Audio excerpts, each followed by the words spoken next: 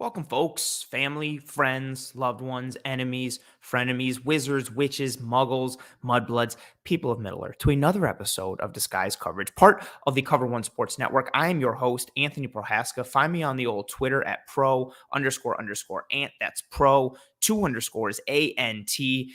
Give me a follow on the old Twitter, or if follows aren't your thing, that's fine. I will gladly accept an advanced early copy of God of War Ragnarok instead. So whichever is easier for you to acquire and or give, God of War Ragnarok that's been delayed until 2022, or a simple follow on Twitter, whichever is easier. I'm not really picky. I'm agreeable like that. On tonight's episode, titled Buffalo Bills Preseason Week 2, lost my train of thought, what to watch for. We're going to dive into some of the follow-up from last week's preseason game opener against the Detroit Lions, some of the fallout this week from practice. And we've got some thoughts from Brian Dable. We've got some thoughts and comments from Leslie Frazier. We've got some thoughts from Sean McDermott. More statements from Sean McDermott. He doesn't give a lot of thoughts. He's very coach speaky. He doesn't really let us peek behind the curtain or give us anything really to chew on all that often. But we're going to go offense, defense, special teams, training camp battles, competitions. We've talked a lot this offseason as a Bills community, but especially here on this show, about several positional battles going into training camp and going into the preseason, both on offense and defense and special teams as well. So all three phases. And some of those competitions are starting to take a turn. We've got early front runners. We've got some guys who have fallen behind. And so we're going to take a look at this episode and talk about, in this episode, we're going to take a look at some of the performances from week 1 in the preseason against Detroit, and then follow it up with who needs to have a big performance here in week 2, who looks to have things locked up, who needs to step up if they, 1, want to win a starting job, or 2, if they just want to stay on the roster. As always, here on Disguise Coverage, I love the chat. I love the engagement. So if you're riding here live with me, 1, I appreciate you. 2, any questions, thoughts, comments, concerns, theories, maxims, ideologies, philosophies, anything and everything, throw it in the chat. I try to answer any and all questions, thoughts, comments, concerns, all that rigmarole. I try to answer all of it by the show's end. If I don't get to it right when you ask it or throw it up in the chat, never fear. I try to get to everything at the end, as you know, here on the show, and I appreciate you guys for riding with me live. And before we get started, as always, I know it sounds corny, please rate and review and subscribe to Disguise Coverage and to Cover One as a whole. Leave a like for this video. I know it sounds corny, and I say that every episode that I know it sounds corny, but you'd be surprised how much a simple like or a review or a subscribe or subscription, I should say, proper grammar there, you'd be surprised at how far that goes in helping myself and Cover One to trend and track and get in front of more eyes and getting out there from more ears and all that kind of stuff. So appreciate you guys as always. And also, as always, I'm going to continue to mention the partnership that Cover One has going on with Underdog Fantasy, one of the best things going in fantasy football today. Download the Underdog Fantasy app. Use promo code COVER1. That's all one word, no spaces, cover, and then the number 1, and get yourself a free $25 when you make a minimum $10 deposit. They've got daily, they've got best ball, they've got player prop parlays and pick'ems and all these type of things. Really great tool, really great site. It's more than just fantasy. It's awesome. We're proud to have that partnership and to be able to have that promo code to offer you guys and get yourself a free $25 with a minimum $10 deposit. That's what we got for the intro, you guys. And as I mentioned, I just see the graphic there change on the video. If you're just listening on one of the podcasting platforms, that's fine. I just changed the graphic. And what the graphic says is Buffalo Bills preseason week 2 - what to watch for. We're going to start up front. We're going to start on the defensive line, as a lot of conversation has started this entire offseason. We came into this offseason talking about really coming off of the AFC Championship game and not really affecting Patrick Mahomes, not getting him off his spot. And then we saw what the Tampa Bay Buccaneers did to Patrick Mahomes in the Super Bowl. Granted, the Chiefs' offensive line was heavily banged up and Mahomes wasn't healthy, but the Chiefs' offensive line was banged up and Mahomes wasn't healthy against the Bills, and we couldn't really do anything. So we saw what the Buccaneers' defense did to Mahomes. We saw that narrative and what that looked like. And then we came into the draft and free agency wanting to have some reinforcements brought up front to the defensive line. Hold on, I'm going to stop here. I want to bring something up. Comment here. I can't stop looking at the Christmas tree. I need everyone to understand. I love Christmas. Okay, I love it. I always forget what side. I love the tree. There it is. It's beautiful. I love it. But what happens, see, Griff gets an early Christmas tree comment. Usually we get these comments later in the show, but we got one early in the show, so I'm going to address it now. I love Christmas. I'd keep the Christmas tree up in the living room all year round if I could, but that's not appropriate. It doesn't happen. So the wife had a great idea of getting me a little mini tree to put into the office. And what we do with the mini tree is we change the garland and potentially ornaments to have them be in the color scheme of certain holidays and things that are going on. We had a lot of red, white, and blue going on for, I love that you love that I love Christmas. We had a red, white, and blue going on for 4th of July. Might go to that Labor Day as well. But, come fall, September, October, Halloween, maybe get some pumpkins around there, some oranges, some yellows. For Easter, we had a lot of pastel garlands, some light blue, some light yellow. November, more fall color stuff. Christmas is regular. Valentine's Day, throw a bunch of red up there. March, throw a bunch of green. And what you will see right now, I can't tell completely, but there is white and there is green garland on this tree. And you know why that is? I'll tell you why. It's because it's there to mimic the green and white of a football field because football season has started. That's not my idea. That is my wife's idea. So all credit to her. I know she's watching. Shout out to you. You're so pretty. But yeah, so that's what the green and white garland is for. It's because it mimics a football tree, and the garland will change all year round. And I love that we're getting so many comments here about the tree. Oh, appreciate you stopping by, John. I love you, John. The tree thing, I had only Groot. Very accurate. Question from Kevin. I should just do a Christmas tree episode. That's all I should do. No one wants to know about the Bills. We just want to know about the tree. Are the lights always white? Yes, they are always white. I might actually get some colored lights, though, and jazz it up. I'm a big fan of colored lights. So I might start to throw that up. Who knows? Honestly, the possibilities are endless. There's a lot. And I love that the tree is almost a bigger celebrity than I am. Omega Outlier, friend of the show, awesome person on Twitter. A lot of engagement from me and him. It's not a true disguise coverage without a Christmas preach. Make sure they can hear you in the back. I would yell it louder, but I don't want to disturb neighbors. But yeah, I'm glad we can get this out of the way early. And I like that there's questions about the Christmas tree. Feel free to throw in more questions and comments about the Christmas tree. Again, we're here for Bill stuff, but if we want to talk about the Christmas tree, I got no problems doing it. But I digress. We start up front because the pass rush was important. It was lacking at times in the playoffs last year. And, question here from Jimmy. Do you have a matching leg lamp? No, I do not. The leg lamp from A Christmas Story, no, I do not. I'm more traditional. I like the tree, different ornaments and colors and different things. But I appreciate the questions. And your comments and your concern. So we start up front. Talked about it in the offseason. Could the Bills upgrade their pass rush? As I've stated multiple times on the show, I think Jerry Hughes had a much better year last year than people give him credit for. I've had several YouTube comment discussions with people who think Jerry Hughes had a horrible year last year when he did not. Feel free to check those comments from multiple episodes over the last several weeks in which I have laid out a lot of stats. I also tweeted about some of it too, but Jerry Hughes had a good year last year. But didn't have a lot of sacks. We didn't get home. We had good pressures in terms of pressure grade and amount of pressures, but we weren't getting home. So came into this offseason wanting to upgrade the defensive line, and the Bills did that in the draft. They double dipped in the first 2 rounds. They took Gregory Rousseau in the first round. They took Carlos Boogie Basham in the second. We were off to the races from there when it came to the front four. And then we had the comments from,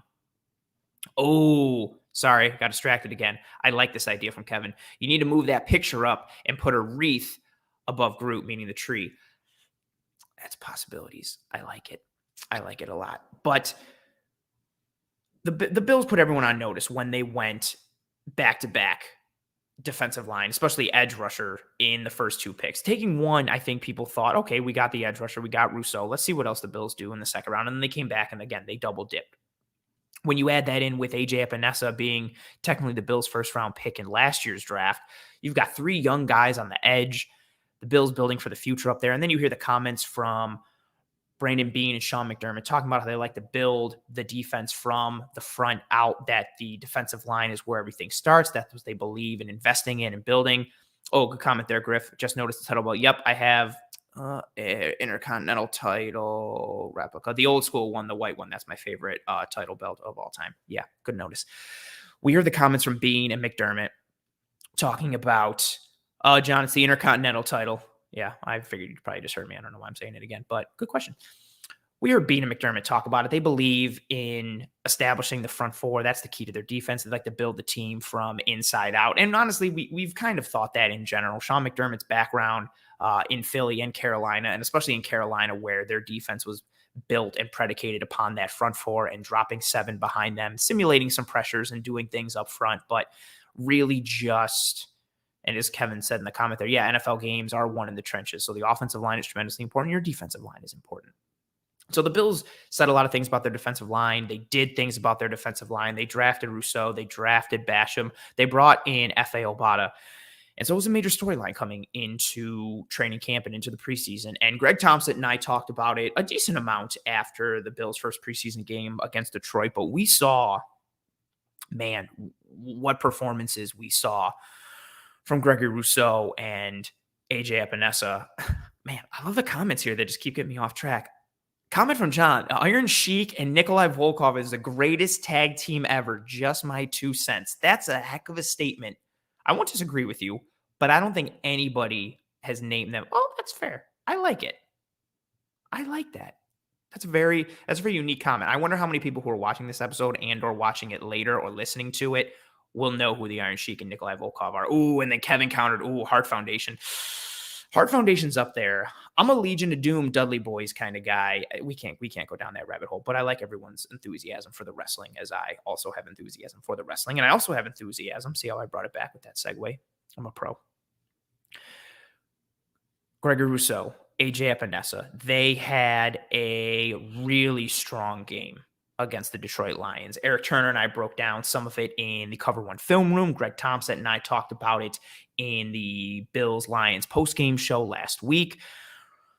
And it really continued to trend for both of them. And so coming into week 2 against the Bears, I want to see how they continue to progress. Do we continue to see better performances stacked on top of better performances? Do we keep moving that needle up? Do we keep trending upward for Rousseau and Epinesa, which honestly they've been doing since camp started? All the reports, I spoke about several of them when I went to that first Bills open practice, and I showed some video. Greg showed some video as well of what Rousseau and Epinesa were able to do in front of live eyes, and that matched up with a lot of the reports that we had heard all throughout training camp, that Epinesa looks in tremendous shape. He's quick. He's got great hands, so on and so forth. Groot has been tremendous day in and day out, and we saw it. We got live game reps against Detroit. So what did they look like going into game 2? Because honestly, Gregory Rousseau had a very strong debut. And A.J. Epinesa, I know he was quieter than Rousseau, and Rousseau got a lot of the attention because he is the rookie and he's got more eyes on him. But A.J. Epinesa all offseason has been my pick for the biggest breakout star for the Buffalo Bills. Again, relative to what people are expecting versus what they will actually be. I think Epinesa is going to make a massive jump. He was my pick. And I like this comment here from Mr. Diggs. The defense needs a name, like an old school name, like how the old school Vikings were the Purple People Eaters. I think that'd be fantastic. I am down for whatever names people want to come up with. That would be sweet. I do, yeah. Griff just mentioned there, yeah, they have the Lambeau front when it's AJ, Groot, F.A. Obata, and Ed Oliver rushing up front. So, comment here from Meg Outlier. The New Day can describe our defensive line room this year and the greatest tag team ever. I know titles matter and reigns matter, but no, the New Day is not the greatest tag team ever. I disagree. I respect your thought, but I kindly disagree. But again, I digress. I'm doing a lot of digressing this episode. But Groot and A.J. Epinesa had great games week 1 against the Lions. I want to see if that continues. I want to see how they continue to stack strong performances on strong performances. Groot's sample size is much smaller than Epinesa's, but Epinesa's, I think, has been longer, especially when you tie it into, as I've said multiple times on the show, when you tie it into what he did towards the back end of 2020. He really started to turn it on and turn the corner in the Arizona game. Then he got the concussion and he was out. But when he came back, he saw more snaps. He saw more stability in his playing time. We saw more consistency from him. We saw more execution. We saw more usage from him total, but also in critical situations. It was a really good performance from AJ Epinesa, and he had a lot of things stacked against him last year. He changed his body type. There was a COVID offseason, COVID season, just a lot of things that made it difficult for a rookie to get assimilated to the NFL, both on the field and off the field. So I'm very excited to see what Epinesa does in week 2. And again, I think it's something to watch for because this defensive end grouping is something to watch for in terms of who's going to make this team. And so Rousseau, Epinesa had tremendous games. F.A. Obata, ditto pretty much all around for everything I just said for Epinesa and Rousseau. Just looked like a constant terror on the edge, got some snaps inside, got some pressure inside, had some good run stuffs inside, really establishing himself and not getting moved out of the way on run snaps, which is tremendous. If he can show that versatility to also provide some run support on the inside, that'd be great. But we know he can rush the passer inside and out. He's got that versatility. And we heard some things from Leslie Frazier in regards to F.A. Obata. He talked about his high football IQ, which is even more impressive considering he hasn't been playing football that long, and he comes from England, which isn't known for its American football, I should say, over there. And then he also mentioned how he can play inside and outside. So Obata had a really strong game 1 against the Lions, did a lot of good things. And staying in that defensive end grouping, I think the next couple names start to make things a little interesting. So we've got Bam Johnson, aka Daryl Johnson, but he wants to go by Bam, so we're going to call him Bam. Defensive end, who isn't known for his defensive prowess, but is known for being a very good special teamer for his size, how fast he moves, how good he is on special teams. He functions well. He's got a knack for it. He was spoken about by Leslie Frazier. Reporters asked him some questions this week when Frazier spoke to the media, and Frazier said that Bam Johnson is one of those quote-unquote core guys on special teams, and Leslie Frazier, quote-unquote, likes where he is right now, and they're pleased with his progress. So a little more coach speak at the end there. But we've heard multiple times now it be said about Bam Johnson that he is a core special teamer. Special teams are important. He's a core special teamer. Things that are constantly thrown in circulation like that, with that type of verbiage, those type of words. My initial thoughts coming into this offseason was that Bam Johnson was not going to make the cut. But depending on how he progresses on defense, and maybe even not if he's just such a core special teamer, does he make the cut as the 6th defensive end? Do the Bills keep 7 defensive ends?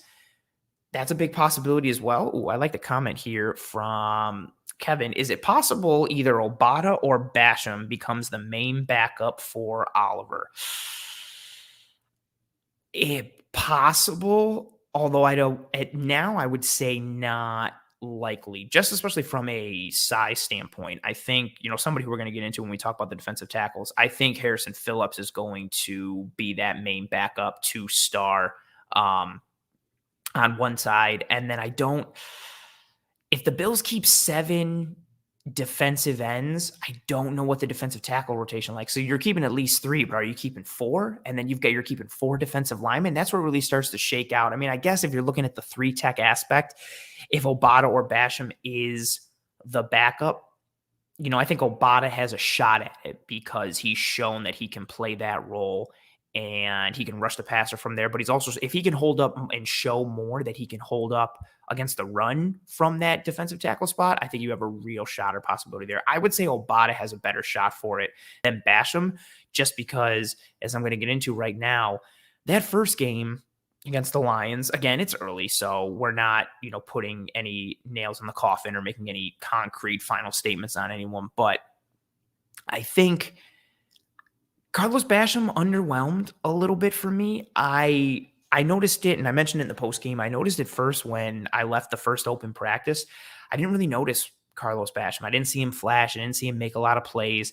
And then come the first preseason game, he was just really mashing that spin button nonstop. I know he had a couple good penetrations in the backfield and got flagged for one of them, but I thought a lot of the things that he did in the first preseason game was kind of what I saw on tape from him at Wake Forest that made me not be in love with him as a prospect. I saw him playing high a lot of times, not coming in with a pass rush plan or a high enough motor. sometimes he just looked like, I didn't know. At first I was thinking like, oh, it's, low effort. But then I think it was really just that he was like gassed all the time because he played a ton of snaps. But we also saw snaps like that against the Lions in week 1, which is possible for guys not to be completely in shape and ready because it's the first week of the preseason. Guys aren't in game shape yet. But he didn't have the week that I hoped he was going to have. I thought he would make more of a splash. That being said, he's a rookie. He's got plenty of time. He played some inside snaps as well. Kevin, to your question, to your point, we saw him and Obata both kick inside and form a little bit of that Lambo package. That's a Lambo like Lamborghini, so Lambo. But I'm really watching Carlos Basham in this game. Last game, I wanted to see Epinesa. I wanted to see Rousseau. And I wanted to see Basham too, but I had more of an eye for Rousseau and Epinesa. And not that I'm not going to be watching them this game, but I was very pleased with what they did in that first preseason game, much like I was very pleased with what they did in the open practice and along with all the reports that we've heard of how well they've done in camp and the things that we've heard from coaches as well.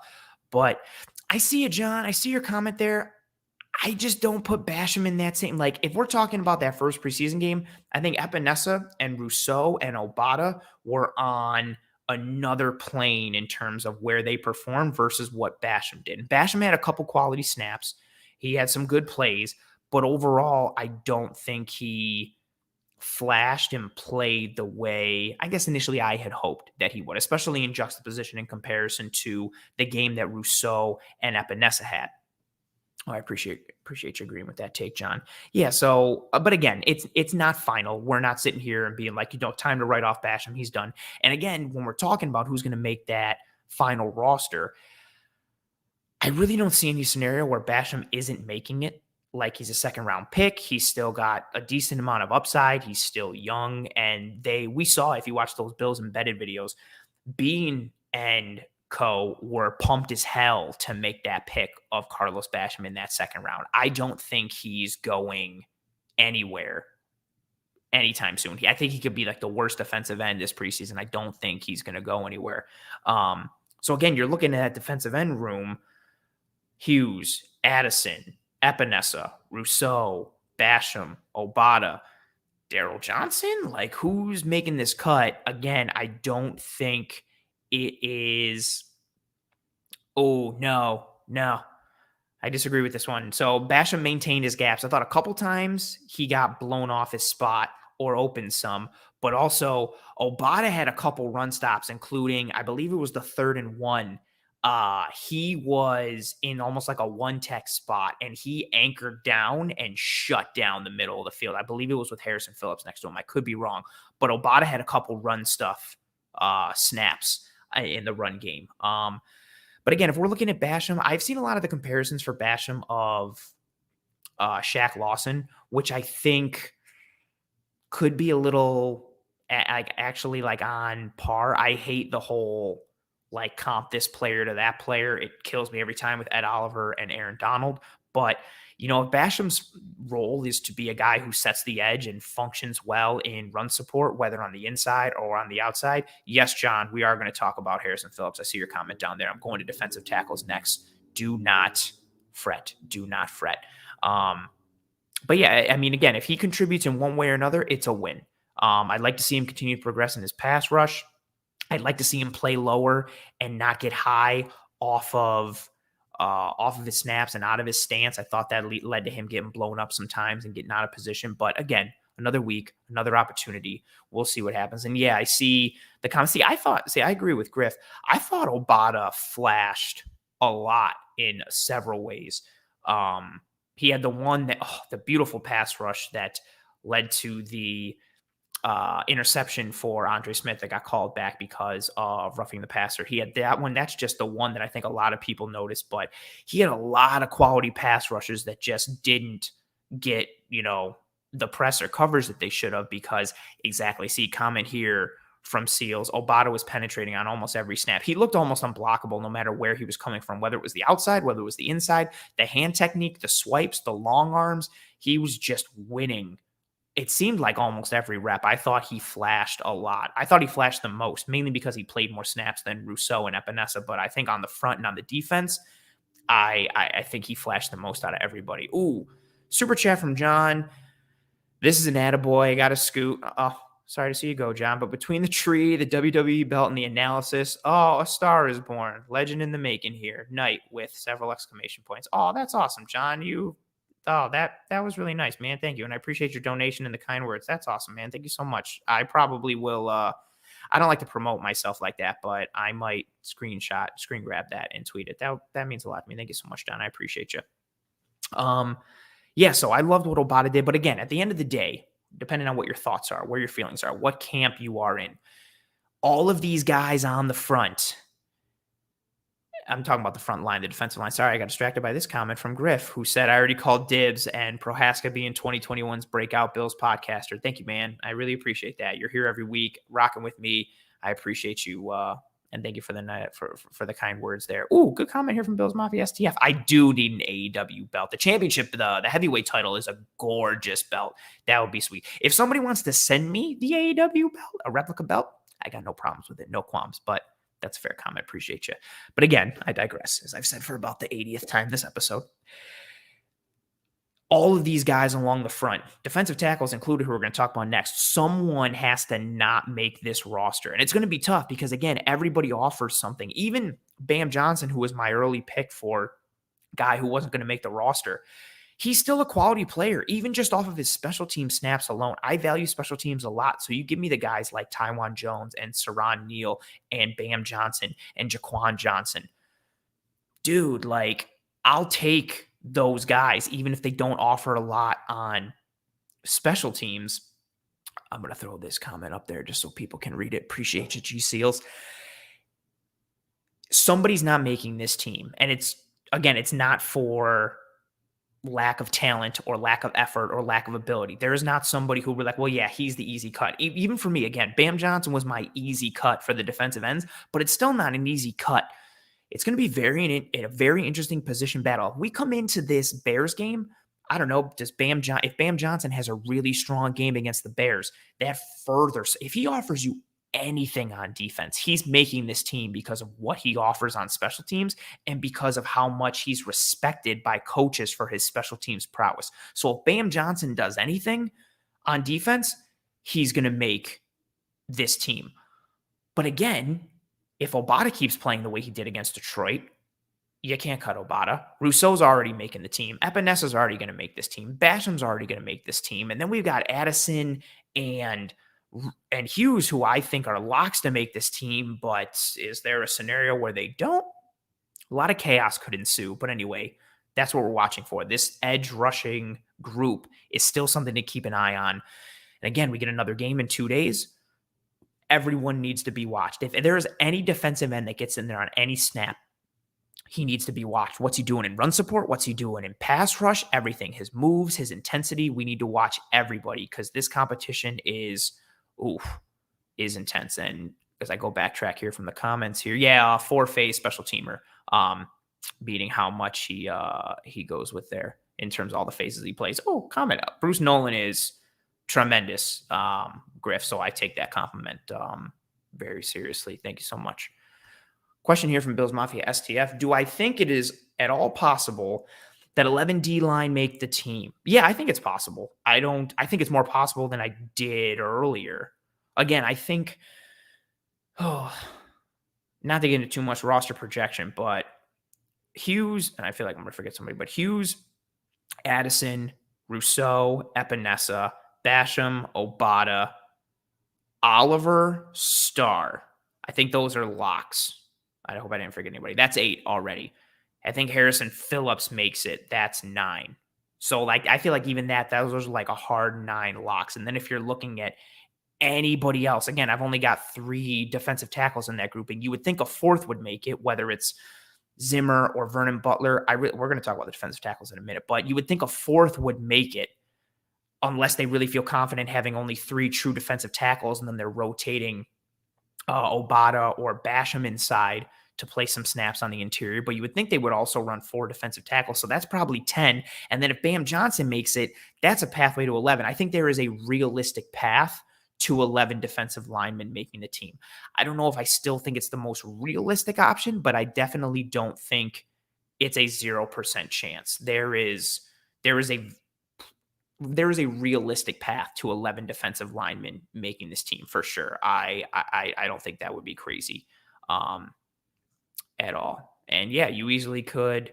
I see the comments coming here from Charles: 7 defensive end and 4 defensive tackles. You keep 5 linebackers and 6 wide receivers. Yeah, there is a path to him making, or to us having 11 defensive linemen. There's definitely a path to that. And yeah, Butler's contract made me initially think he was going to stay, especially with, his reduction that he took and the offseason activity for him contract wise. But I mean, he had a concussion last week, didn't play. That's a perfect segue to the next thing here for defensive tackles.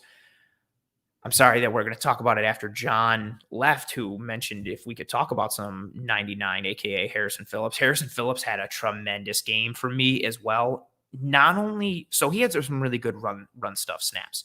Eric Turner put out several videos from the All-22 of him executing a picture-perfect just run stuff snaps alongside Ed Oliver. We saw Ed Oliver doing some of the drop the knee in order to stand tall on some double teams. Well, not stand tall literally, but be able to withstand some double teams and maintain integrity right there along the defensive line for the defense. We saw Harrison Phillips just get pressure time and time again. We saw some really good push pulls. We saw some tight swim moves. Harrison Phillips was really impressive, which is interesting because we heard some reports that Harrison Phillips wasn't looking too good in camp. And he came out that first preseason game. Yeah, great comment there from Seals. And I see the other comments. I'm going to get them. Don't worry. Yeah, really good comment here from G Seals. Phillips and Oliver were very disruptive all night. 1,000%. Ed Oliver had that really nice pass rush snap as well, where he split. Well, he went to get inside the guard. Ragnow came over to help. Oliver got up and got a piece of the throw, and then Ragnow got called for holding. Ed Oliver had some good run stuff. So he had some other good pass rush snaps as well. So yeah, Oliver was clicking. Harrison Phillips looked really, really good. That whole third and fourth defensive tackle option has been a sneaky one of interest for me. Oh, you could be right here, Griff. Who said I was just going to mention Harry. Guess he's more of a gamer than a practice guy. It could be. Comment here from Don as well. I think Horrible Harry has locked up his position. He looked really good. I was super impressed. Again, like Harrison Phillips, I think if his role, a little more run stuffing than it was pass rush. If you can get pass rush production from Harrison Phillips, that's fantastic. That is literally fantastic. And again, in a year where he kind of needs to show out a little bit to see what his future is going to hold. What does his future look like in terms of his next contract, in terms of money, in terms of term? Is it with the Bills? Is it with someone else? He's playing for his future right now as well. So he's got a lot on the line. But yeah, Harrison Phillips, I wanted to lead with him for the defensive tackles. He looked great. Awesome comments coming through from Jeffrey Danger. Yeah, he's a culture guy and he can play. And really good comment here from Two Scoops. Harry has returned to pre-injury form. That's a big thing. Last year was his first year removed from that injury. He's a big guy. He has to anchor on those legs. He has to make sure his knees are structurally sound in order to move and anchor himself and stabilize himself for run support, to take on blockers, anything and everything he does. So now he is a full year from that injury, and he looked great physically. We saw him put on a lot more muscle, and he just looked like he grew as a human being. But it was really nice to see him put together a really, really strong performance in the first preseason game against the Lions. So I'm watching that position as well. And there was also a couple things from Leslie Frazier I wanted to mention in this group. So Leslie Frazier talked about Harrison Phillips, a lot of, high praise from Frazier. He talked about how Harrison played very well. He spoke very highly of him. But then he also spoke about Star Lotulelei. And some of the reporters asked him, kind of what's going on with Star. And Frazier had some really good comments about Star Lotulelei. He said, quote, "Some of why he didn't play in that ball game is some of the good things we've seen in practice. That was enough that we've seen to tell us it wasn't necessary to put him out there in that ball game." He says ball game a lot. That we could wait another week and continue to evaluate some of the other players we wanted to be able to see. Frazier went on to say that he'll get work this week. He's been a big boost at the D-line, and he's had a great camp. So Star has looked fantastic since he posted videos of himself on social media working out. And he's continued that play into camp, and he didn't play last week. And the reasoning why he didn't play last week was because he's been crushing it in camp, and they felt like he didn't need to play. He's already a big boon back to this defensive line. And it goes along with what Frazier has talked about this defensive line as a whole. Frazier also had another really good quote. He was talking more so for the defensive ends, but just in the defensive line in general about, quote, putting the guys in different situations, each one of our defensive ends, so we can kind of get a better feel for what their strengths and weaknesses are and what they will be. That gives us some opportunities going forward. Based on that, I would expect some more defensive ends kicking inside. I would expect more Basham and Obata snaps to occur on the inside at D tackle against the Bears. I think they want to see, like Frazier said, putting the guys in different situations to see what is everybody going to look like if they get put in this scenario. Can Carlos Basham hold up inside against the run and or rush the passer? Can F.A. Obata hold up inside against a run and rush the passer? What does Harrison Phillips look like in situation A versus situation B, C, and D? Same thing for Rousseau and Epinesa and everybody else on that defensive line. So, again, that's another thing to watch for. Them being put in situations that we may not have seen before or that may seem odd. But, again, the Bills are trying to get a pretty good sample size and throw out a good amount of litmus tests for everyone to see what everyone's strengths are, what their weaknesses are, who can play in what situation, and to what level. And that's a big thing to watch for in this Bears game along the defensive front as a whole. So defensive tackle, stay there. Really strong game from Harrison Phillips against the Lions. Very strong game. And we know how they feel about Star Latulippe. Like, he's not going anywhere. The rest of that defensive tackle grouping, also, I'm not going to even bother getting into Ed Oliver. I think he had a better year last year than people thought. He had a really good game against the Lions. Ed Oliver, enough said. But the rest of that defensive tackle grouping, I've seen a couple comments already on Vernon Butler, and Zimmer's a fan favorite. What does the rest of that grouping look like? I think it's very interesting and not ironic, but maybe it's fate that Vernon Butler didn't play last week because of a concussion, that Harrison Phillips came and just showed out at defensive tackle. But Butler is back this week. He should be playing against the Bears. Does Vernon Butler make some noise in that defensive tackle grouping? Justin Zimmer, fan favorite. The hand of God punch out on Cam Newton that won the Bills the first game against the Patriots last year. He had a tremendous camp. There were reports that he was looking tremendously better than Butler and Harrison Phillips all camp. Zimmer didn't have a ton of snaps last week, which could be interpreted one of two ways. You could say, well, they didn't really want to see him because they don't care. But you could also make the case that it's because they know what they have in him already, which is a good thing. And they don't need to see anything because his spot is safe. So that could be very interesting. Also, another name I wanted to put out there, Trayvon Hester, free agent the Bills brought in this year, number 62. He flashed a lot for me against the Lions.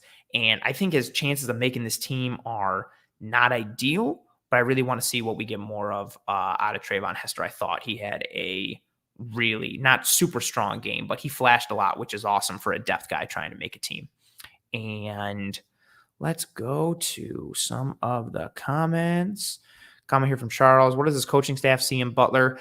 I think the things that they were hoping to see isn't what he's brought. I think they saw certain things that led him to be drafted where he was, and they had positional familiarity with him from Carolina, and they brought him over, and just for whatever reason, it hasn't taken. Good insight here from Kevin. I read an article about the nerves around surgery taking about 18 months to work properly. I'm not a doctor, so I got no argument with that. I severed a nerve in my finger. It took about that long to feel right. I can't argue with you. That's a very interesting comment. I like the insight there. And I'm sorry you severed a nerve in your finger. That's rough. And then we continue going down here. A question from Kevin. Did the defensive line suffer from the number of new players, new coach, and COVID last year? I think 1,000%. Again, even just off of Epinesa, I don't think he really got the time to adjust to NFL life last year, which is, I think, why the Bills kept around Trent Murphy, so that way they could kind of shield Epinesa as much as they could initially and bring him along slowly. Mario Addison seems to be in way better shape physically, or at least he's toned his body into being of a different standard and status in terms of how he's operating and what he looks like. Maybe COVID was difficult for him last year, like something that I don't think was really talked about enough. I think it's impossible to see last year and not think that COVID impacted things in some way, shape, or form. No matter how much everyone adjusted to everything, you weren't getting live in-person practices. Everything was done over video, and it's hard to stay focused in video. It's easy to tune out or doze off. And you're just not getting that live in-person work that allows teams to gel and players to get into rhythm. And yeah, you got a bunch of new free agent additions. You got, coaching things, and you have COVID. I think, yeah, I don't want to make that as the end all be all excuse, but 1,000% it played a role for sure. Question here from Charles: do Obata and Boogie alternate being inactive with Johnson playing special teams? Good question. As of right now, I see Basham. If all of them were to make the team, right? So say we kept 7 defensive ends. As of right now, of this very moment, I don't think they alternate being inactive. I think Boogie is the inactive. I'm not taking FAO. I'm not making FAO Bada inactive for anything as of right now. He's looked that good in practice and in the first preseason game. There's no way as of right now. Again, things could change as we move through games and more practice. And we saw what Epinesa did last year as the year progressed. But as of right now, I'm not putting Boogie Basham over FAO Bada for anything as of right now. But that's a good idea potentially down the road. If Boogie starts to see an uptick in his play or Abada sees a downtick, yeah, I think you could see them potentially alternating if Johnson's spot really is there for special teams. Good question. Yeah, really good.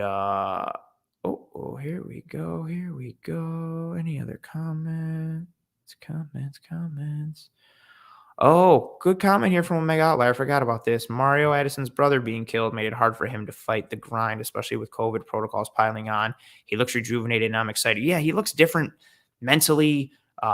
He seems to be more connected and just saying all the right things and looking like a real leader out there, in addition to how he showed up to camp physically. He's leaner, he's lighter, and he's a guy, I believe it was 4 straight years of double-digit sacks in Carolina, or like some kind of combination of like close to it, like 9.5, 11.5, 9.5, 11.5, or 10.5, 11, something like that. But he had very productive years in Carolina. And if he can get back to those sack years for Carolina here in Buffalo, ooh boy. Oh, there you go. Comment from Griff. I would say, yeah, Griff, you always look up the stats for me. Yeah, I think it was like 9-11 and then 9 and 11, literally like alternating in a 4-year stretch. So 2 seasons of 9 split up between 2 seasons of 11 sacks. So, 40 sacks averages it out to 40 sacks over 4 years. So that's pretty good. I'll take that. Again, people aren't going to sit there and be like, oh, it's only like 10 sacks. If you're hitting double-digit sacks, that's fantastic. So if Addison get back to that form, that would be pretty great. But yeah, the defensive line as a whole, continue to see what the line looks like, who is going to get what burn in what role. Because again, nothing is set in stone yet. We have a lot to see from this defensive line grouping. Question here from Vito: do you see Butler being traded since his contract wouldn't be terrible for a team taking it on? I would love for him to be traded. That would be fantastic.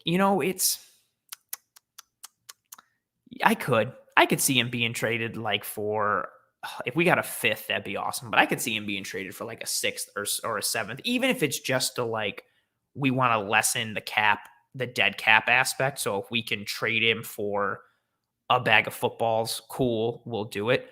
But he's got to play and showcase in some way. I'll tell you this. I think if you see how many granted he's come back from a concussion, but the amount of snaps that Vernon Butler sees against Chicago could be a very interesting indicator of what his status is with the Bills. For instance, right before the Bills traded Sammy Watkins, Sammy got the ball a ton in preseason. It was just like, the thoughts were like, oh, like Bills are really incorporating Sammy Watkins in the preseason, getting used to the new role. And then it was like, nope, they're just trying to showcase him so they can trade him. And then that's what happens. So it'll be interesting to see the snaps we get. Yeah, I could see him being traded for a late day 3 pick just to lessen the the dead cap hit. And as Rainbow Potato here mentioned, we save $3.2 million if we trade him. I don't remember the exact number, but I know it's less if we just straight out cut him. So yeah, trading would be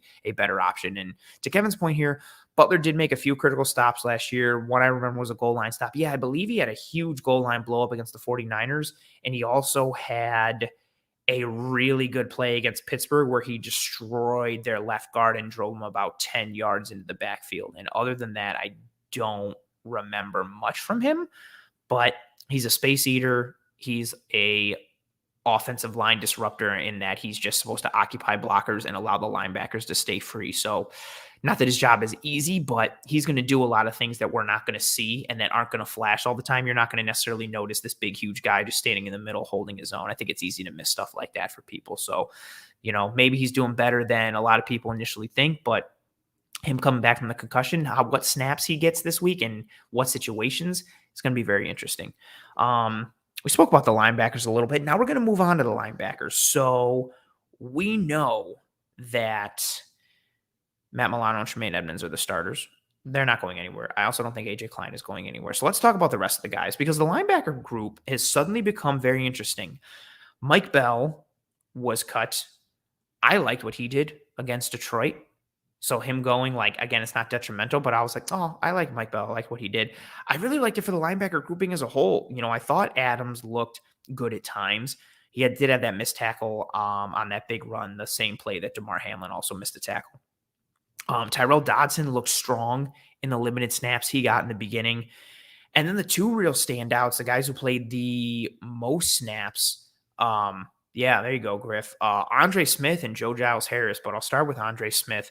Was everywhere. Really good athletic interception that got called back because of the roughing the passer call. But again, that play still happened on tape, and he still made his drop and his reads and the catch as if it was a live play because it was. So it didn't count in the stat sheet and in the record books, but that play counts on tape. So that's awesome for Andre Smith.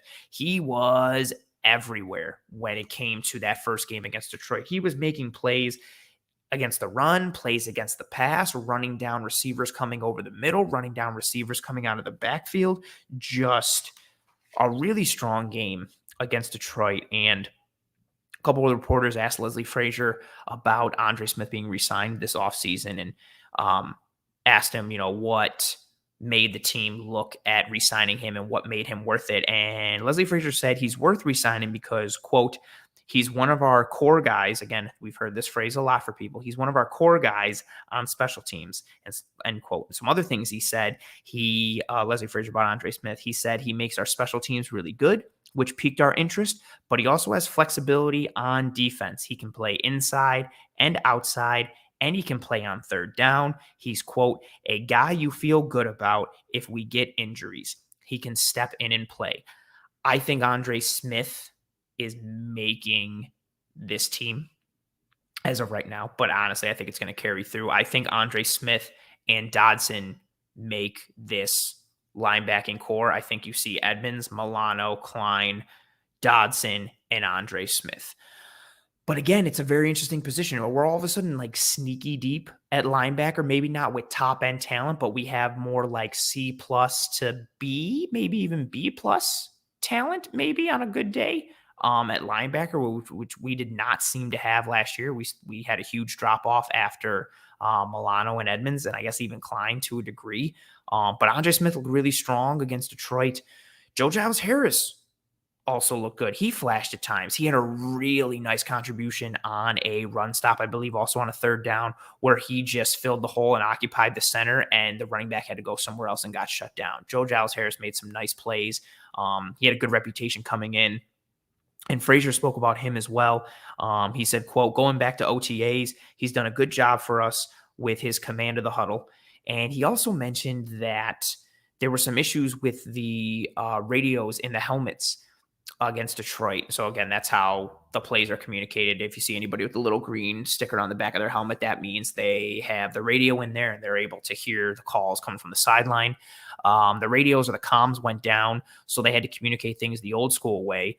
And Frazier applauded Giles Harris for staying calm and poised and being able to relay everything and command the defense. So Again, some effusive praise coming from Frazier, but this is a grouping now that guys are going to be fighting for those depth spots. And when you have a guy like Andre Smith, who Frazier talked about, again, quote, a guy you feel good about if we get injuries, he can step in and play. He was talking about Andre Smith on defense. We already know Andre Smith is a core special teamer because we know it already, and Frazier said it. I think Smith is going to make this team. It's going to be tough for Giles Harris or Adams to jump either Dodson or Andre Smith for me. And that's kind of the way I see it shaking out. But again, if somebody balls out and somebody does not, I see, it could just be a really interesting competition for depth.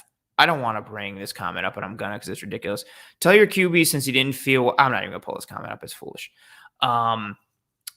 Yeah, the linebacker competition is interesting. We know what we have in Milano and Tremaine Edmonds, which is a tremendous competition. So let's see what the depth looks like. Again, special teams matters, but what these guys can also do on defense is going to be interesting. And I like the comments here coming, one from Two Scoop saying Giles Harris is wearing way more sound than I anticipated. Yeah, he looked good in some instances. I would second that notion. And the comment from Griff, I count 6-ish linebackers: Milano, Trey, AJ. Oh, I forgot Metakevich, Smith, and Dodson. I completely forgot Tyler Metakevich because he actually looked decent in his run at linebacker on actual defense. But yeah, we know his special teams prowess as well. I can't believe I forgot Tyler Metakevich. Again, even more, not intensity, but yeah, I'll say intensity for the competition for these spots. Everywhere we look, we have competition because there is depth and quality on all levels, on all sides of the ball, on all three phases for this Bills team. So look at even that right there, and I feel ashamed that I forgot Tyler Metakevich because he's so good on special teams, but he's another guy. He's making this team, so it's going to be interesting. That is why I pay you the big bucks, Griff. I appreciate you. And, yeah, by the way, it's the preseason, my guy. Bears fan over there. It's the preseason, my guy. Like, what do you have fun with Andy Dalton? I don't even know. I want to even acknowledge him that. But yeah, I appreciate you, Griff. Metakevich in that grouping, who makes the team for the linebackers. So we had a good, not outpouring of, production, but a strong performance from the D-line and the linebackers in that first preseason game. Now we move to the secondary a little bit. I'm going to start with the corners. This one, not so much. So Levi did Levi things, which was a really, really, really, really great play in the end zone on a pass to Tyrell Williams, I believe. Just really strong, sound play from Levi. He looks to be in the front running right now for CB2. The rest of the corners, rough game. Literally like a rough game from the corners, from any corner not named Levi Wallace. Dane Jackson missed some tackles, which is tremendously uncharacteristic for him. He's so good coming forward and making plays of any type of physicality, whether it's a play on the ball or plays in the run game or run support. So it was a little interesting to see him not be so sound. I'm sorry. You don't always whoop the Bills. Do you remember when EJ Manuel and the Bills beat you? I think it was opening week when Fred Jackson trucked Chris Conte down the sideline, I believe in overtime. The Bears were like way favored against the Bills with like Jay Cutler and that whole crew, and a bad quote unquote Bills team with EJ Manuel beat them in the opening game. Do you remember that? If you don't, you should remember that. And then you guys got us a couple years ago with Trubisky, but you don't always whoop the Bills. You don't know what you're talking about, but good times. The corners didn't look good. We saw, appreciate your Griff with the paid interruption on PG&E's dime. RIP Paradise, California. Thank you very much for the donation, Griff. And thank you for your presence always being here. You are the light of my life, and I appreciate you. Yeah, there you go, Vito. Fred Jackson stiff arm from 7 years ago. I'm going to leave that up there for anybody who doesn't remember things about football and their teams. I mean, troll's going to troll, but I just want to bring up that one fact. I'm not going to pay attention to it anymore. But yeah, the corner's not great. We saw a couple nice plays from Nick McLeod smattered in between some inconsistent play. But again, you're going to expect that. You are a, undrafted free agent, so we're not expecting the world to be set on fire by McLeod. We saw Elijah Griffin get burned in coverage several times. Again, Dane didn't look great. I thought it was a rough night for Rashad Wildgoose. I thought he got beat several times and also got trucked on a tackle attempt. So just literally not a good, it's not much to say about this grouping, but not a good game for any corner not named Levi Wallace. So I want to see what the corners look like in this next game. And depending on who plays for the Bears, I mean, they got some interesting weapons out there. So we'll see what happens for the corners. But yeah, not looking good for them. And again, I think, obviously Tre'Davious White's making this team. Levi Wallace is making this team. Dane Jackson is making this team. Saron Neal is making this team as a corner just because of what he offers on special teams. And then also some of the Swiss Army knife versatility he offers on defense. So you need these young guys basically to jump Saron Neal in order to make this team. And as of right now, I don't see anybody doing that. So corner is definitely a position grouping to watch because they didn't perform well as a group in game 1 against Detroit. So we'll see what they can do against Chicago. Moving on to safety, Jaquan Johnson not practicing this week, which is sad, but he's making this team. I thought he looked great in game 1. It was awesome to break down some of his plays in the film room with Eric Turner in the Cover 1 film room. He's making this team. Poyer and Hyde are making this team. So going into this game against Chicago, Damar Hamlin, Josh Thomas, Tariq Thompson. Oh, there you go. My fault. Yeah. I was thinking more outside corners. But yeah, Taron Johnson, 1,000%, obviously making the team as well. I was just thinking more pure outside corner aspect. But yeah, Taron Johnson is not going anywhere. Good call, though. Yeah, Damar Hamlin, Josh Thomas, Tariq Thompson. Ooh, where does that shake out? We saw some positive things from Damar Hamlin in game 1. We saw a really nice pass breakup on a robber call from him where he read the QB's eyes, came up on a crossing route from the receiver and just had a really nice pass breakup. We also saw a missed tackle from Damar Hamlin. We also saw some good coverage aspects. So, again, playing like a 6th-round pick with some inconsistencies, but I think he's still a bit more pro-ready than people are giving him credit for. And Leslie Frazier spoke about Damar Hamlin this week, talking about him saying, quote unquote, he's continuing to grow like a lot of rookies at this point. There's some ups and downs in some of the things that he does, but there are a lot more positives than there are negatives. We have to, quote, keep putting him in different situations and see how he responds. He's a real interesting one for me. I sent the tweet out after the Bills drafted Damar Hamlin, and I believe I sent it out a couple months ago as well, again, of all the snaps and the areas in which he got snaps on that Pittsburgh defense. And he got snaps at free safety to a degree, but he got a lot of box safety snaps. He got a lot of slot corner snaps, basically just based on the alignment. He's not functioning really as a true slot corner, but he got a lot of slot snaps at Pitt. He played everywhere on that defense. So I'm interested to see if he gets moved around a little bit in this game to potentially see what they have in Damar Hamlin. We've already seen, what the Bills have done with their defensive line, and we heard it backed up by what Frazier said this week. Like I mentioned earlier, putting guys in different situations on the defensive line to see what their strengths and weaknesses are and what they have. And he basically said the same thing for Damar Hamlin, but applying it specifically to him, saying, putting him in different situations and seeing how he responds. And if Jaquan Johnson doesn't play, that means more snaps for Damar Hamlin. Another safety, Josh Thomas, who is Rainbow Potato here. But also I'm seeing more questions coming through. I will be getting to those in just a second. Rainbow Potato is a fantastic name. Josh Thomas's downhill play was nasty. Yes, he had a really nice tackle where he anticipated the snap count, came up, filled the hole. Leslie Frazier talked about him as well. He said he, quote unquote, did a heck of a job in the ball game. Again, another ball game quote. He tackled well. He flew around. He was in the right spot. He did a great job of communicating. And Frazier spoke about Josh Thomas as another one of those guys who had their development hindered last offseason because of the COVID offseason. I like how Josh Thomas played. I wasn't expecting to see that level of play from him, even though it's just a preseason game. So he's another one. Again, if Jaquan Johnson is out, Hamlin and Thomas and Tariq Thompson as well, undrafted free agent, those 3 guys benefit. I hate to put it like that because nobody benefits when someone's out. But those snaps got to go somewhere. And I think we're going to see a lot of snaps from Hamlin, Thomas, and Tariq Thompson because those back up. Yeah, exactly. Jeffrey, another ball game quote. He said it like 7 times in his 18-minute presser. He kept saying ball game. I almost stopped taking notes on what he was saying to just wait and hear him say ball game so I could keep mentioning it. Yeah, things are sad, Juan, but life is life. Those snaps are going to be out there. Poyer and Hyde, we know what they are. But really after that, there's a lot of snaps up for grab. Dean Marlowe had a not significant role with the Bills, but he played for the Bills in some sub packages. And again, if you get a knock to Poyer or Hyde and they miss a game, who's that next safety up? In my estimation right now, it's Jaquan Johnson. But who's fourth after that? Not at least, but four safeties are making this team. So who's three and who's four? Right now, I think Jaquan Johnson is the three.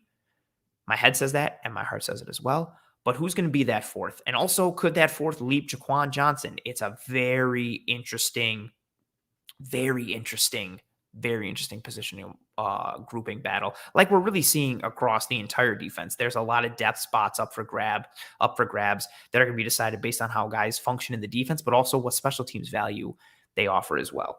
And that's the defense. Now we're going to switch over to the offense a little bit. And we're going to start on the offense with some things from Sean McDermott. So I don't know if everybody didn't hear or not, but Josh Allen will not play against the Bears. I don't think he really needs to at this point, knock on wood. McDermott also mentioned that when it came to what starters were playing the game and what starters wouldn't, he mentioned that rest is individually based, and it's not just like, nope, these starters aren't playing. It's all based on an individual level and reasoning. But he also said, I thought this was interesting, that the core guys that have been here for a few years will not play. I think you're going to see a similar rotation of players to what we saw in the first preseason game. Maybe a couple more starters sprinkled in, but I think that's what we're going to start to see. I'm going to work backwards from the questions. Question here from Stephen Burns. Do you think Johnson is an adequate third safety? Understand there will be drop-off, but curious. I think he's adequate if he's functioning more in the Jordan Poyer role. I think Jaquan Johnson is above average playing around the line of scrimmage, whether that's in coverage in the hook curls or the flats, or especially coming forward. I think he has a good understanding of where to position himself, how to take on blockers, how to fill the gaps. It's a lot of things that he did in Miami. I don't feel tremendously confident with him being, all jokes aside, so the Bills' defensive ability to disguise coverage, a lot of it comes from Hyde and Poyer both being so interchangeable. The idea of one being a free and one being a strong doesn't really apply to them. Yes, Hyde is more free and Poyer is more strong, but they both can do both. They can drop down in the slot. They both can blitz. They both can bring in run support. They both can drop back and play in the deep third. They do a lot. I don't think you necessarily have that interchangeability and versatility and positionless safety football if Jaquan Johnson is there. I think Jaquan is more around the line of scrimmage. But I definitely think he's an adequate safety backup. I think he's somebody that could fill in. I think he could excel around the line of scrimmage and being more of a box safety than he would be a deep third center fielder. I think he could get away with it at times, but smart player, good leader, good character. He's just limited a little athletically. But yeah, I think he is an adequate third safety. Some other questions. There was another question I wanted to get to. There it is. Question from Daniel. Do you see the Bills drafting a DB in the first round next draft? I don't know because they continue not to. I think it would have been really interesting if Greg Newsome had fallen past the Browns in this past draft. I wonder what the Bills would have done because he was pretty universally liked in terms of a highly rated corner prospect. I really liked Asante Samuel Jr., and I would have taken him in the first round. I would have loved him in the second, but I would have taken him in the first. But I think Greg Newsome was almost a hands-down first-round lock, like a top 20 talent. If he had fallen, I wonder what the Bills would have done, or if they would have taken him, or if Russo was still the pick.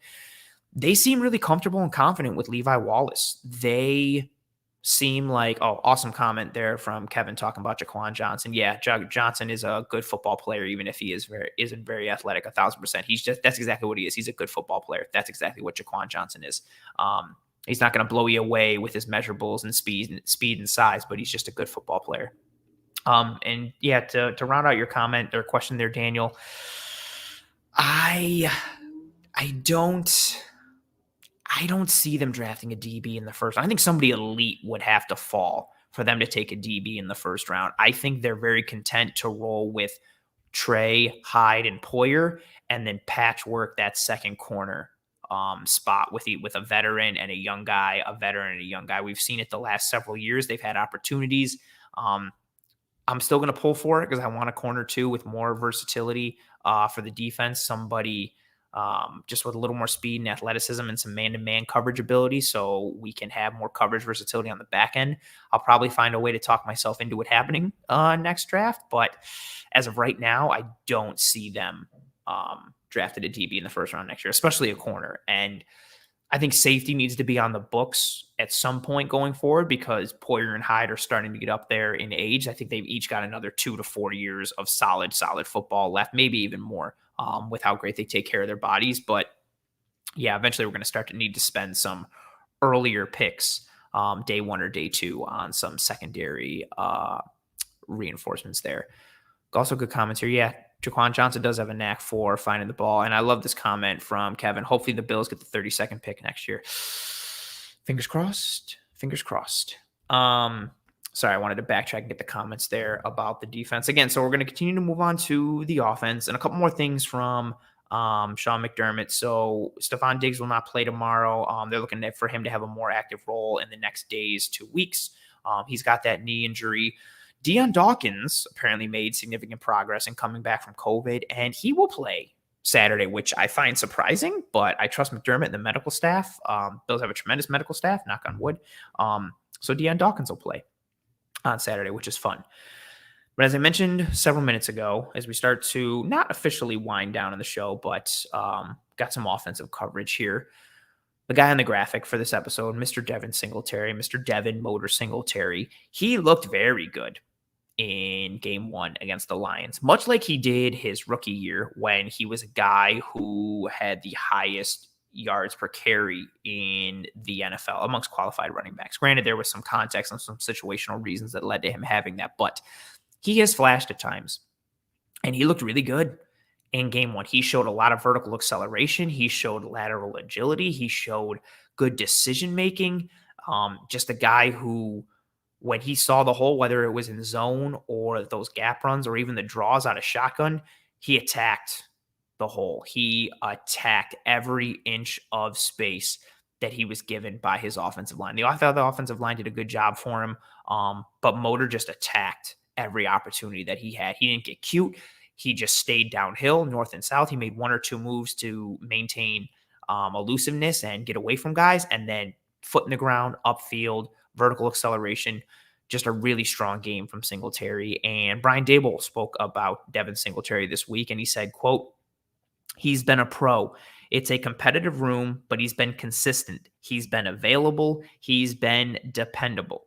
He also mentioned that Devin Singletary has had good practices before the Detroit game and that they are very confident in him right now. And he also called him a tireless worker and a dependable player. He mentioned dependability multiple times. He also mentioned availability multiple times. I think the availability comments were kind of maybe sort of a shot at Zach Moss, who can't seem to stay healthy and stay on the field. Zach Moss will play against Chicago. We'll see what his snaps look like. McDermott spoke about Moss getting the green light from the medical staff, but they'll monitor him and see how much he's going to play based on how his body responds and things like that. But Zach Moss is going to get some burn this game. The running back grouping thrown into a bit of, not tailspin, but a bit of a whirlwind this offseason with the rumors of Najee Harris in the first round or Travis Etienne in the first round, all these ideas. Bills didn't do that. They instead signed Matt Breida. So we look like we have a running back room of Devin Singletary, Zach Moss, and Matt Breida. So the fact that all 3 will play in this preseason game against Chicago is definitely something to watch for. Does Singletary continue his upward trend? Does Zach Moss reestablish himself? I think if we were looking at how last year turned out, Zach Moss seemed like he was more of the feature back than Devin Singletary. Then he got hurt in the playoffs. We'll see what that looks like. I thought Matt Breida looked decent enough in some glimpses. He flashed that speed to get to the edge that he's known for. He also showed a little more elusiveness than I think we were anticipating and expecting. Breida also received several positive comments from Brian Daboll, who praised his athletic ability and his speed and his quote-unquote juice. And then we still have Antonio Williams, who I know he's a fan favorite for some people, but I don't think he did anything to surpass Matt Breida and lock himself into like the third running back type aspect. Granted, if we're looking at the game day roster, I'm thinking, Taiwan Jones is technically the fourth running back, but we're really going to have like three running backs there. So you're looking at like Moss, Singletary, and Breida potentially. So I don't think Antonio Williams is going to do enough to make this roster. I know some people love him. I think right now it's pretty much Singletary, Moss, and Breida, and then it's just a matter of how the carries get worked out. I think Breida is going to be the change of pace, supplementary, complementary piece, and you're going to be looking at Singletary and or Moss as more of the primary or feature back. But we're going to see how this running back room shakes out. Again, Chicago, they have a good defense. A lot of their starters played last week for them. So it looks like there's going to be more starters that play again this week, and seeing what the Bills are able to do against that defensive front for Chicago, which is very stout still. So I'm interested to see if the Bills can continue to move the needle in the run game. I know there was some, and that matches the comment here. This is one I was going back to. Comments from Rainbow Potato again. Feels like they're definitely going to pound the run game this week again, test the run against a stronger D-line.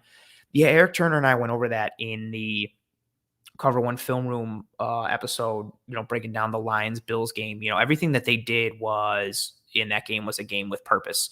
And they wanted to run the ball. They wanted to test some things. They wanted to see how the offensive line would handle zone and getting back to gap run schemes. They wanted to see what the running backs would look like. Again, I think part of the reason in Josh Allen not playing against Chicago is, do they need him to? Like, the Bills know what they have in their passing game. They're practicing together all the time.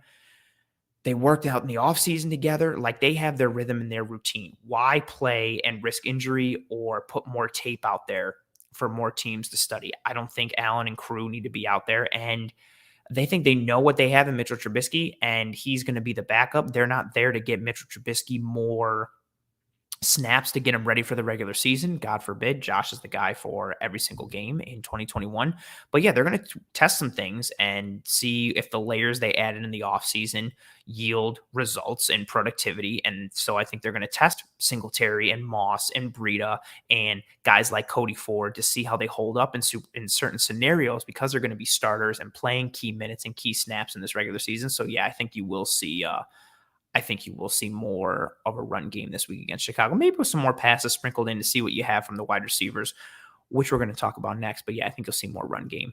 I sympathize with you here, Griff. Griff said, I kind of want to see Breida used more in the passing game. Yeah, get him in some space, like you mentioned. I would like to see that a little more. That speed is just so enticing.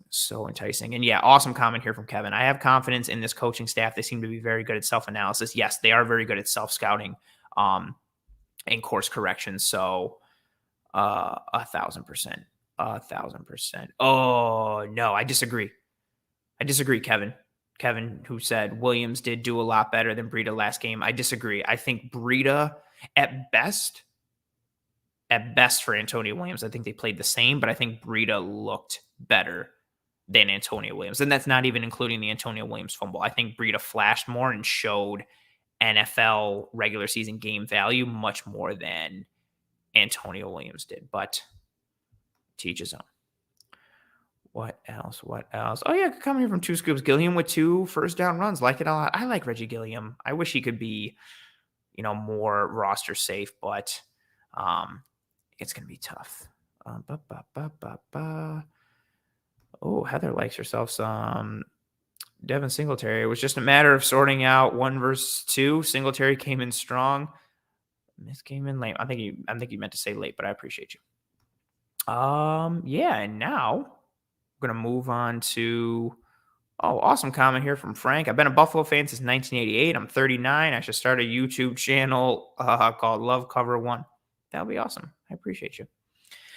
We're going to move on to the wide receivers, who are a grouping that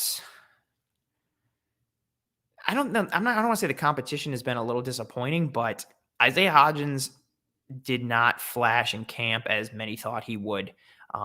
Then he had one catch last week against Detroit and got hurt on that play, got a knee injury, missed the entire rest of the game. He's been nursing that injury this week. His status for this game in terms of if he plays and how much he plays and what snaps he gets is very much up in the air.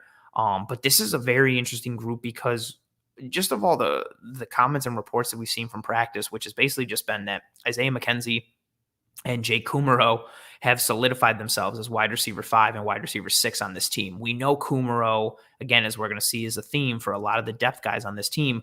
Kumerow is good at special teams. He plays significant special team snaps.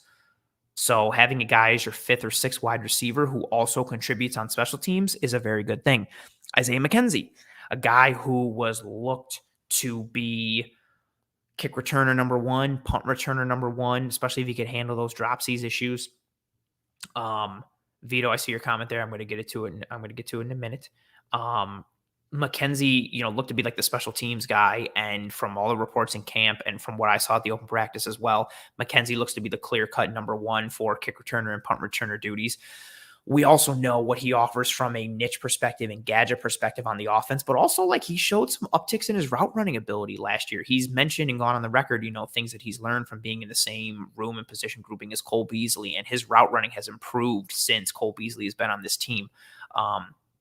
So McKenzie and Kumerow look to be the clear-cut wide receiver 5 and wide receiver 6, which is also a fun thing if you are in the group that wants to keep 11 defensive linemen or specifically 7 defensive ends or X amount of linebackers or X amount of tight ends, anything like this, because the more spots you can put into one person, the better you got. And you look at somebody like Isaiah McKenzie, he's functioning as an actual wide receiver, and he's also your kick returner, and he's also your punt returner. So that's basically 3 roster spots in one player, which is a very nice thing and allows you to use more roster spots on other players, which is a fun thing. So I'm interested to see, one, if we pass the ball more this week. As we talked about, the Bills ran it a ton against Detroit, and especially with Trubisky, he only threw 2 passes. Davis Webb, they ran it a lot. Fromm aired it out a little more, and we saw some good things from Marcus Stevenson with Jake Fromm. We saw the bomb downfield that converted on 4th down. We also saw a really nice stick on an inside over route from Marcus Stevenson that got a completion from Fromm. So Stevenson flashed a little in that game, which was nice. He could be a potential dark horse to shake up this wide receiver grouping. I think initially it was Hodgins. Like I saw Hodgins as the 6th wide receiver that would make this team, but whether it was, production or just injuries, it doesn't look like as of right now that's happening. I'm still very interested to see if he plays and what he does against Chicago. But Stevenson looks to be the guy if he could potentially crack the roster, either from a receiver perspective or, a special teams perspective. But it looks like McKenzie has him beat out for both returner spots, and we'll see what he does on offense. But we saw a really nice big play from him again against Detroit, and then the play coming right after over the middle on a connection from Fromm, I thought was really fun and interesting as well, and honestly a good route from Stevenson. So we'll see what he can do. It's a comment here from Vito. Diggs, Manny Sands, love the reference, love that you're using it. Diggs, Manny Sands, Bees, Gabriel Davis, Isaiah McKenzie, Kumerow. So yep, that's 6. Stevenson, if they keep 7, that's it. Yeah, as of right now,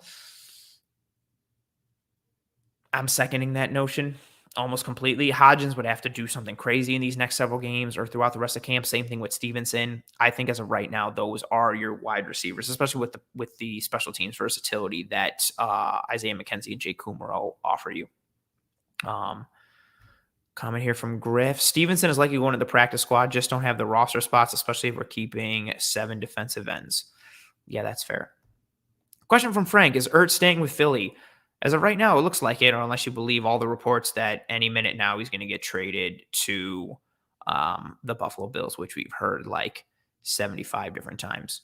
This is funny. They better keep McKenzie. Brother Bill has suffered enough this week. Yeah, if they got rid of McKenzie, Brother Bill would be in a sad sort. And also good insight here from Two Scoops. Steve Tasker was not high on Hodgins today. Yeah, I was really watching for him in the open practice. Again, I didn't see a lot, unfortunately. And then, granted, we didn't pass a lot against Detroit, but you didn't really see much from him. I like the separation on his one catch, but then he got hurt right after, which, again, is unfortunate. And maybe that's fate or destiny for him. Sticking just to round out the rest of the weaponry, there were a lot of positive things on Dawson Knox from Brian Daboll in his presser. Daboll spoke about how Knox has grown in our system. He's not thinking as much. He's had a really good camp, and he's been a consistent player for us.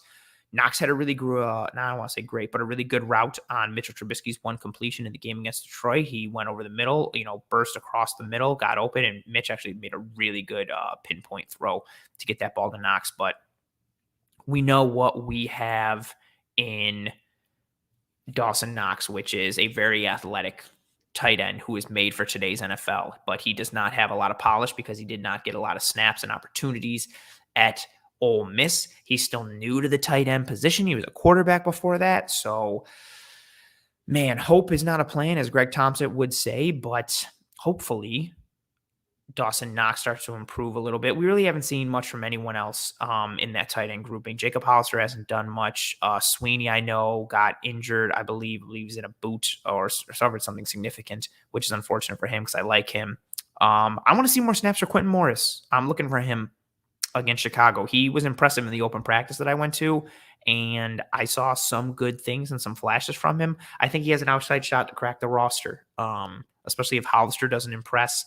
And if Sweeney is hurt, I think Quentin Morris, undrafted free agent from Bowling Green, could make this roster.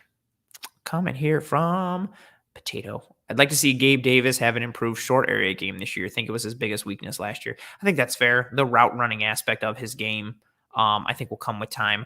I don't know how many opportunities he's going to have in that short area, though. I think that short area game is going to be dominated by Beasley and Sanders, maybe even Diggs to a degree. And I think Davis might be more the vertical guy. But yeah, if he has that short area game to his game, it's hard to not see him as like the future wide receiver 2 for this team, especially after the year that he had last year, which was an impressive rookie season.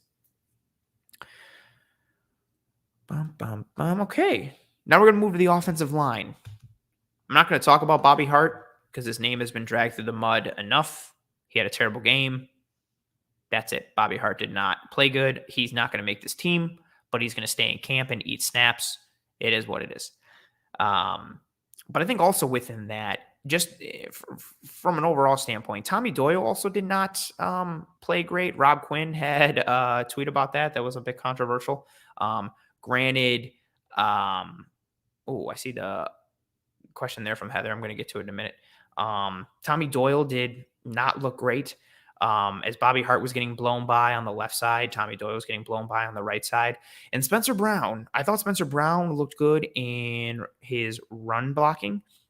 Greg and I in the postgame show last week talked about how it was almost like night and day 50-50 type thing where it was, in the run game, he showed his tenacity and his athleticism and was able to move people. And in pass protection, it just wasn't there. He got beat around the edge a lot. I think it was overshadowed by how bad Bobby Hart was. I think Doyle and Brown's struggles were overshadowed by Hart's as a whole, but also a little too because they're rookies and everybody knows they're both projects, so they have more leash and more leeway. But Spencer Brown struggled in pass protection. So did Tommy Doyle. Bobby Hart was very bad.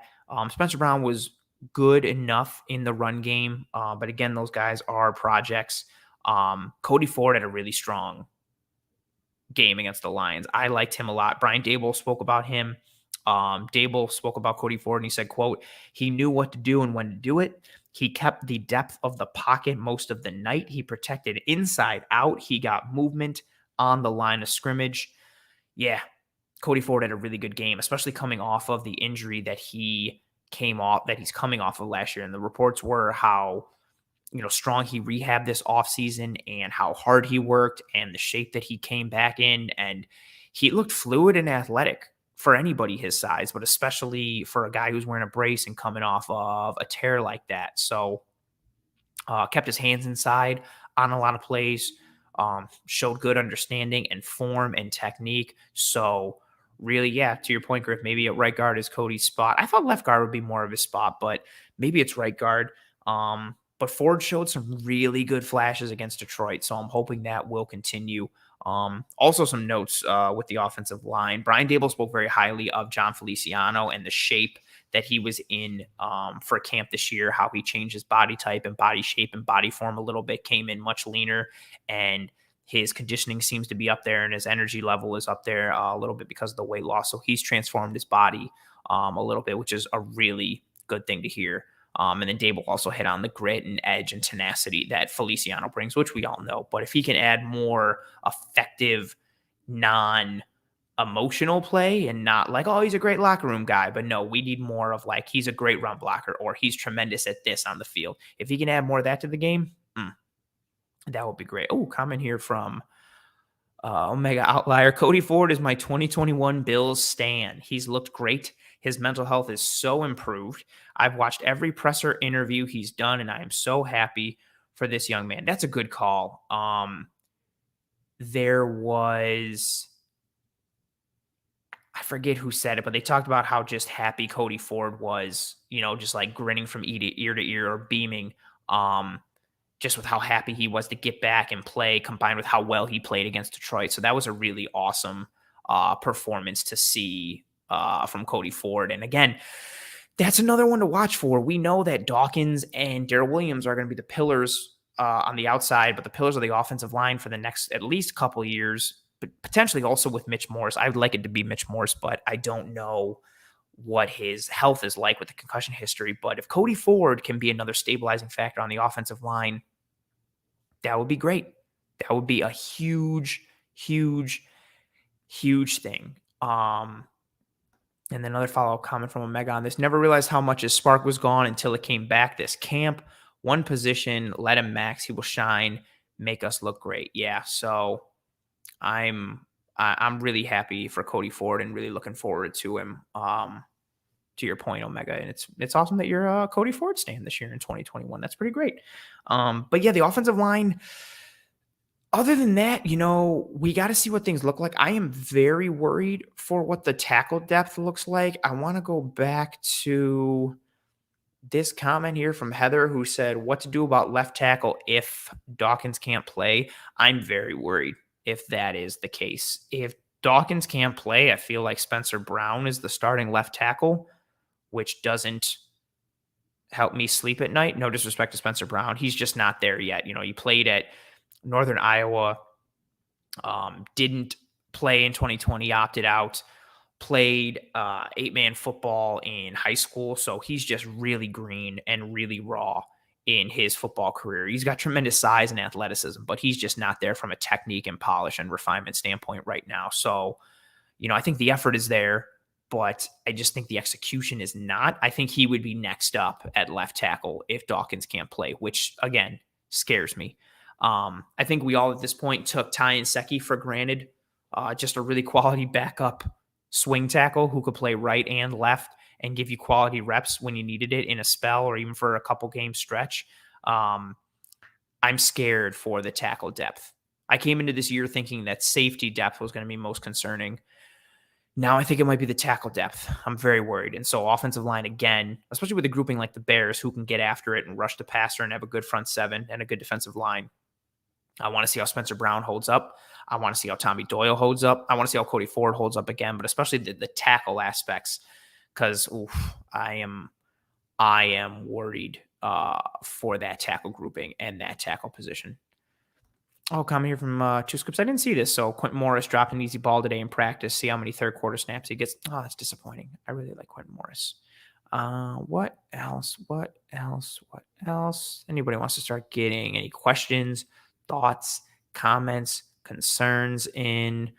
Oh, cool comment here from Kevin. I'm really impressed with all the offseason work the players have put in. Reminds me of Bruce Smith after his rookie season. Yeah, and for those of you who don't know, Bruce Smith just transformed his body. What's his favorite? Oh, the Stairmaster. He just started grinding on the Stairmaster and turned himself into a large cut man who became arguably the greatest defensive end or pass rusher of all time. Just a monster in every way, shape, and form, depending on how you want to quantify defensive end or edge rusher. Yeah, he transformed his body, to Kevin's point. And yeah, it seems like a lot of the guys put a ton of work in this offseason. Singletary reshaped his body. Harrison Phillips, same thing. And this comes a year after Josh redefined, how he played the game and changed his mechanics and footwork and platform and all that stuff. So Mario Addison, same thing. AJ Epinesa, same thing. Yeah, to your point, the Bills players work, they grind. I think, and it stems from the leadership from the players, but also the leadership from the organization and the coaching staff. That's what McDermott expects and what McDermott demands, and that's what he holds the team to. So, yeah, it's really awesome there. Yeah, he does have the most sacks ever playing from a 3-4. Oof. Yeah, that's tremendous. Oh, this is cool. I didn't notice this one.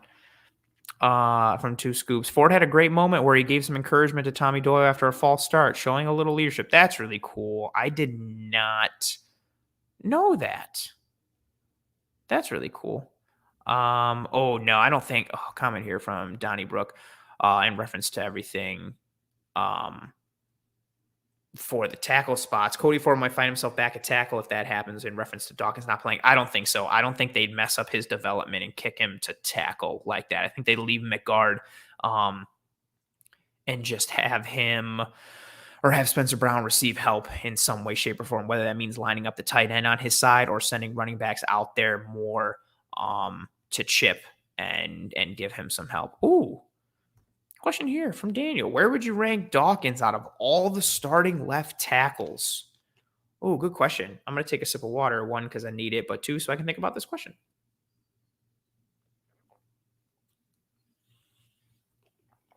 Oh, good answer from Griff saying top 15 since he's never missed a game. Knock on wood. I might say top 10 because of his availability. I'd say somewhere around the top 10 in terms of left tackles. I don't think he's an elite left tackle, but he's definitely reliable and above average. I'd be okay with him anywhere in the 10 to 15-ish range, maybe like 12, 13. I think he's definitely in the better half of the league. Again, Griff's comment was spot on the availability aspect. The best ability is availability. He's been consistent. He's a leader. He's very rarely, if ever, caught out of position or making the wrong play or read. Is he the best left tackle in the NFL? No, but he's definitely a quality left tackle. I put him somewhere between 10 and 15, probably around 12-ish, 13-ish for me. Good question. That was a very good question. What else? That's funny. From Vito. What's Adrian Waddle up to? I don't know, but that might be something to consider. What else?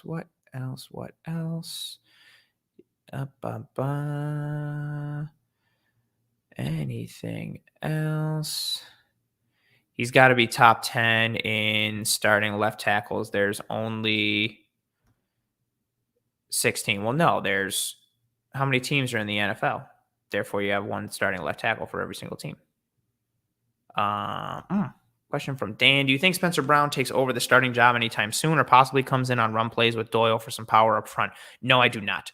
I think if Dawkins and Daryl Williams are both healthy, I think they are not leaving the field for anything. I think Spencer Brown might see some snaps in that Lee Smith, like extra lineman / blocking tight end type role. But no, I don't think Spencer Brown takes over the starting job anytime soon. I think if he's starting, it's 2023. Yeah, 2023. And yeah, I didn't want to sun you too hard on that, Vito. Yeah, I blame that on my beer. My bad. Laugh out loud from Vito. Yeah, when you were like, oh, there's only 16 left tackles, I was like, that's not accurate. That's not accurate at all. What else for anyone? Tyler Bass might be the best kicker in the. No, I don't want to say that. That's a huge jinx. What else? All right, I think we're going to start to wind down a little bit here on this episode of Disguise Coverage as we start to see some final questions, comments, thoughts, concerns. I'm going to throw up the toodles, you guys. The banner up there that shows that we're starting to say goodbye for this episode. Anything last minute that anybody wants to get in, feel free to start to throw that in there. Good cover for Vito, Griff. Vito just meant the AFC when he said 16. That's fair. That's fair. That's fair. Oh, I love how everybody's coming to Vito's defense. Same thing with Omega Outlier. In his defense, there may not be 32 starting level tackles. 32 will start the games, but not that level. That's fair. That's fair. That's fair. Oh, Kevin's excited for Devin Singletary. Yeah, we broke down some Devin Singletary in this episode. We also broke down some Devin Singletary in the film room episode with Eric Turner. Griff, I will check my DMs. I'm seeing more questions. I'll go to this one first.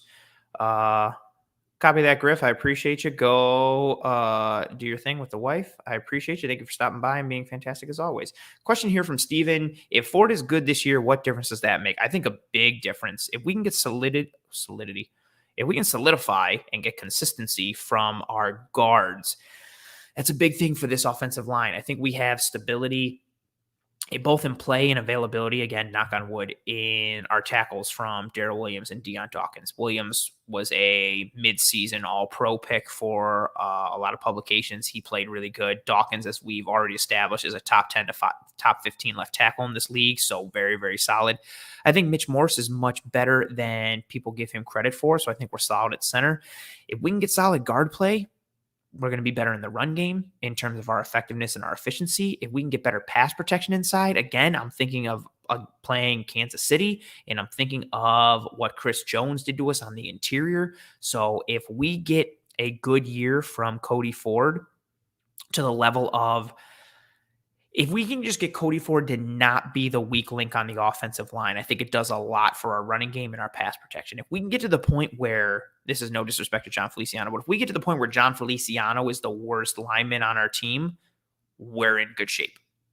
Cody Ford needs to be the third or fourth best offensive lineman on this team. Again, I think Mitch Morris is very solid. So if Ford is the third best lineman, we're in very good shape. But even if he's fourth, I think we have a quality group on our hands. If Cody Ford is good this year, I think the Bills have a top 12 to 15 offensive line in the NFL, which is fantastic. Question from Randy. I like the creativity. Anthony, as I'm going to be a wrestling guy, do you think Billy Gunn's theme would work well for Tyler Bass? Yep. If you change that one word to Bass instead of that other word, I think it would work fantastic. I'm not going to say what the song is, but everyone feel free to go look that up. Oh, comment there from, I see you there, Randy. Oh, comment here from Dawn. Great show tonight. Thank you very much, Dawn. I appreciate you. Randy, also, I want to clarify, I'm just a wrestling guy. I'm not as much of a WWE guy as I am now New Japan, AEW, Ring of Honor, even Impact. WWE, I've soured on over the last many years for a variety of reasons. But WWF will always forever hold a place in my heart. But yeah, I understand what you mean with the wrestling. I appreciate you. Oh, I like predictions and takes on this show. We got a prediction and a take from Dan, who said, I think we finished top 10 in sacks and pressures next year. I don't know if you mean next year like 2022 or like this upcoming year, 2021. Russo and Epinesa both with 10 plus sacks. I'm going to bookmark it and I'm going to hold you to it. I like that. Appreciate you, Griff. Hit that like, boys and girls. Again, I mentioned it earlier in the intro. It may seem corny, but a simple thing like a like for this video goes a long way in helping us to track and trend, both for myself and this guy's coverage, but also for the Cover One channel as a whole. So hit that like. I appreciate you guys. Anybody else? Yeah, I see you there, Omega. I too have Chris Jones PTSD. Lone Wolf. Mongo is the weak link, at least in Pass Pro. Yeah, that's probably fair, but I don't know. It needs to be like a for sure thing, or the gap needs to be like, it can't be like Mongo's the weak link and Cody Ford is like here. It needs to be like Mongo's the weak link and Cody Ford is like way up here. The gap between the weakest link and Cody Ford needs to be higher than I think what it was last year and what it potentially can be. Yes, that's right, Kevin. AEW and New Japan Pro Wrestling for the win. You are most definitely right. 1,000% there. 1,000%. Yeah, Randy, you know me. I appreciate you, Randy. Oh, so you did mean this season. Okay, so I'm gonna circle back on this prediction, and I have to repeat these things and say these things and add context because there are people who listen on the podcasting platform, so they don't see the comment in the video in the chat like this. So Dan's prediction is that this year in 2021, the Bills are top 10 in sacks and pressures, and Gregory Rousseau and AJ Epinesa each have 10 plus sacks. Make sure I clarify that. I think that would be very interesting. If Gregory Rousseau has 10 plus sacks this year, he's easily the defensive rookie of the year. I think that'd be like easy. And if that would be something. Yeah, there's a lot of comments tonight. Anthony had the comment here, 97 minutes ago. Damn, I'm late, but you're hosting a marathon. One, why are you late? And how dare you? Especially because we have the same first name. You should be here. You should be in the room a half hour before, like I am, in solidarity with me. We have the first name, and we have the same first and last name initials, A and P. I can't. This one hurt me. I can't believe you're late. But yeah, I am hosting a marathon. You know how we do on Disguise coverage. We always go late. Oh, that's fair. I apologize. He was late because of work. I take it back.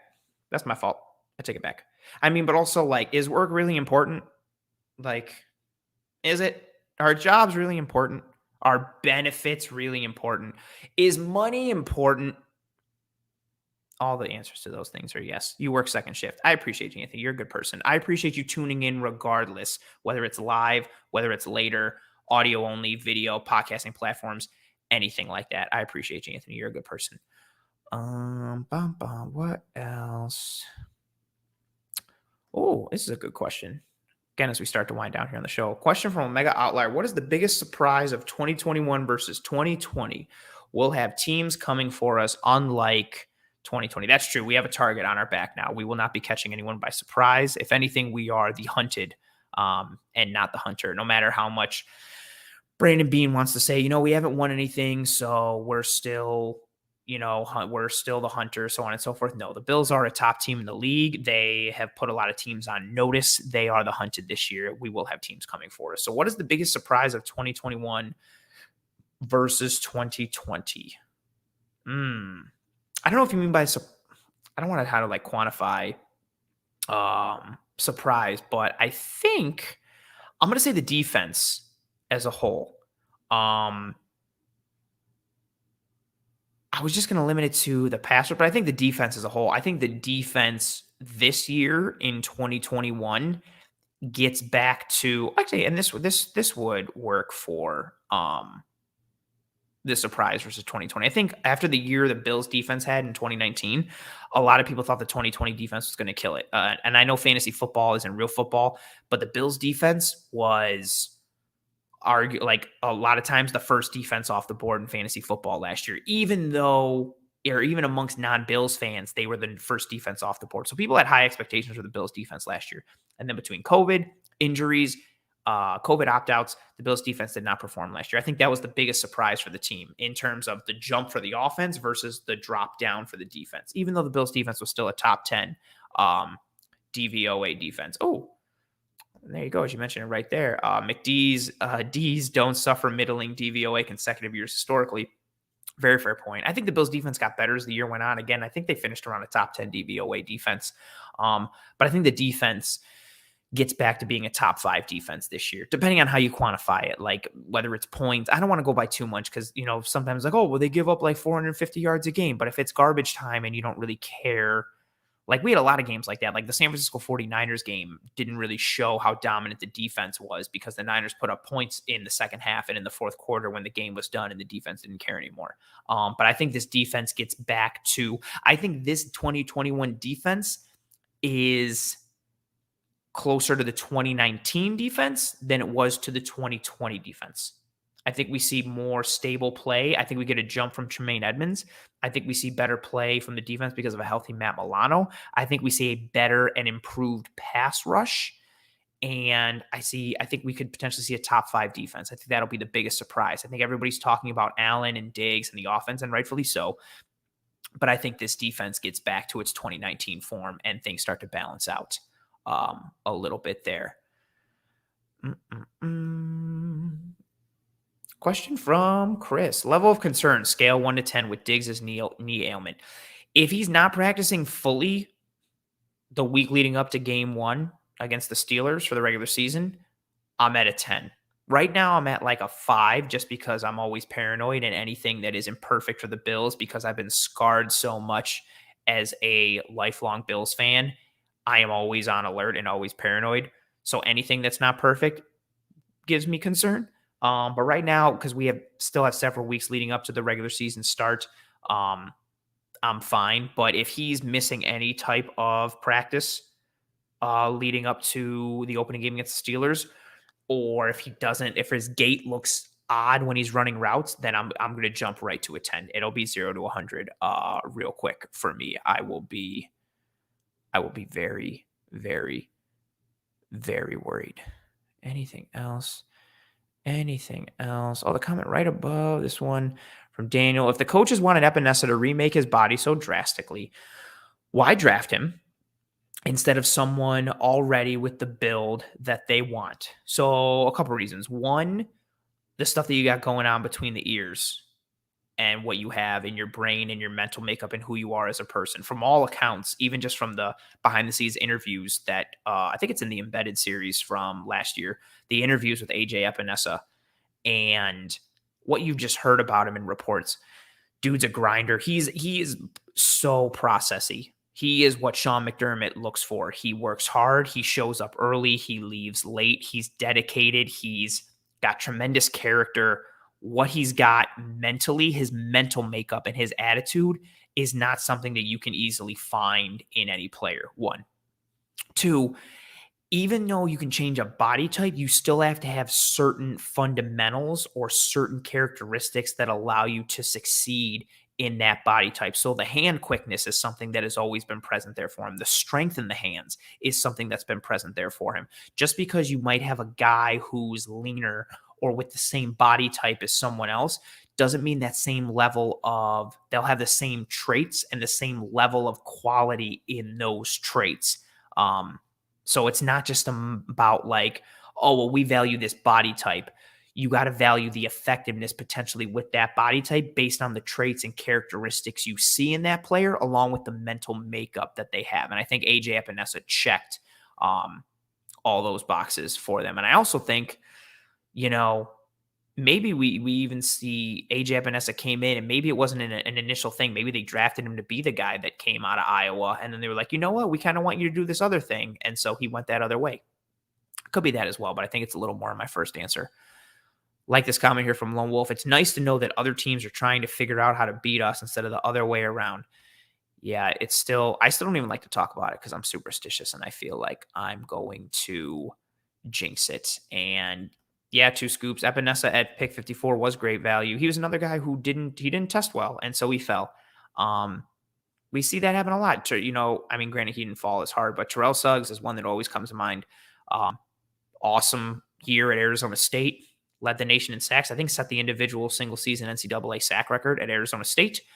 Should have been a top 5 pick, but he didn't test well, and he ran a slow 40 time. I think he ran like a 4.8 40, and he just ran slow, and he fell to the Baltimore Ravens, and he's going to be a Hall of Famer and was an anchor on some of the best defenses in the NFL. And just sometimes dudes don't test and they drop, and don't test well and they drop, and sometimes guys test tremendously and they rise super high. Such is the nature of the beast. But yeah, I think Epinesa was great value. I think he's going to have a huge year. He's my, breakout guy for this year. And I think that's going to do it on this episode of Disguise Coverage. Anthony Perello, I think your last name is, commented that, we have a bit of a marathon going on in this episode. And yeah, we're running on an hour and 48 minutes, but that's what happens when we get a lot of engagement on this show, which I love. I legitimately, so I know it goes a little longer, but I try to make as much of an effort as I can to get to all of your questions, thoughts, comments, concerns, every single ounce of it. Your presence during these live episodes means a lot. It would suck if I'd still do it and I'd still enjoy it, but it would suck to have to sit here by myself and talk to myself live on camera. So this is awesome having people ride with me live. So thank you guys very much. And we're still going strong with viewership here as we push into almost 11 p.m.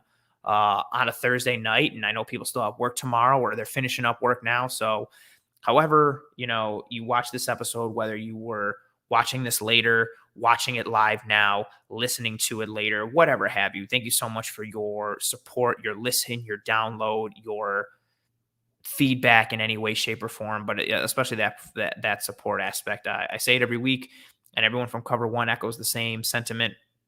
We would be nothing without the support of all you guys, and I second that completely. Without you guys, I wouldn't be anything. So I really appreciate everybody for watching, listening, downloading any type of anything live, later, recorded, whatever. But especially the people riding with me live, because it's nice to have company as you're doing these kind of shows, and especially for an awesome fan base like the Buffalo Bills. And especially to Daniel's point here, when you have the hype around this season, it's definitely higher than past seasons. And so it's awesome to talk Bills with other Bills fans, and it's awesome to want to learn more about the game and understand more. And I appreciate you guys stopping by. And I'm going to leave this comment up from Anthony, who said, always the best. I appreciate you, man. I appreciate you stopping by as soon as you finished work. You're a good person. I appreciate you. But yeah, thank you very much to everybody who rode with me live on this episode. I appreciate you greatly. Thank you to everybody who listened later, watched later, anything, any shape or form. Again, if you support the show in any way like that, or if you tell people how good the show is, or as I've stated before, if you think the show is terrible and you want to have your mortal enemy have a horrible day or a horrible week, so you decide to tell them about this show, that's also kind of helpful in spreading the word of Disguise coverage and Cover One. So support comes in many shape and forms. But I thank you guys very much. Please drop a like on your way out, wherever you are, wherever you're listening, watching. I know it may seem corny or nonsensical, but it means a lot. Please review, leave some ratings, some 5-star ratings, or whatever you feel the show is worth, whether on YouTube or the podcasting platforms. Do it for Cover One as a whole. Again, that stuff is tremendously helpful in helping us to generate and track and trend and all of that stuff. I appreciate any and every ounce of support that I get from you guys. Thank you for making the chat lively and active as it always is. Thank you to those who donated tonight for the super chat.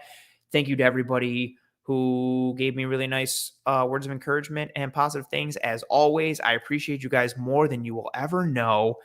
Enjoy the Bills game in, I don't know how many hours until Saturday at 1 p.m. Eastern, but we have a Bills game again in less than 2 days, and that is very exciting. I hope you guys enjoy that game. As you know, I am very superstitious and I don't tweet during Bills games. I also don't make text or phone calls, but I will be tweeting as soon as that Bills game is done on Saturday. Give me a follow on the old Twitter at pro__ant. That's pro 2 underscores ANT. I appreciate you guys. I've also got some very exciting things coming up. I didn't do this on purpose to kind of like flex. I just realized I had to fix my glasses.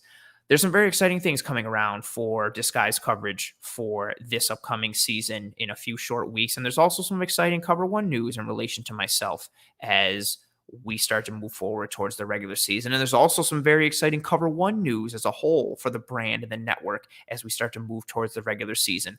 All of that information will come in due time over the next several weeks. I am very excited to share that with you guys. The team at Cover One is very excited to share all this news with you guys. Thank you very much for your support. I hope you and your family and friends and loved ones all stay safe. Thank you for the support. And as always, go Bills.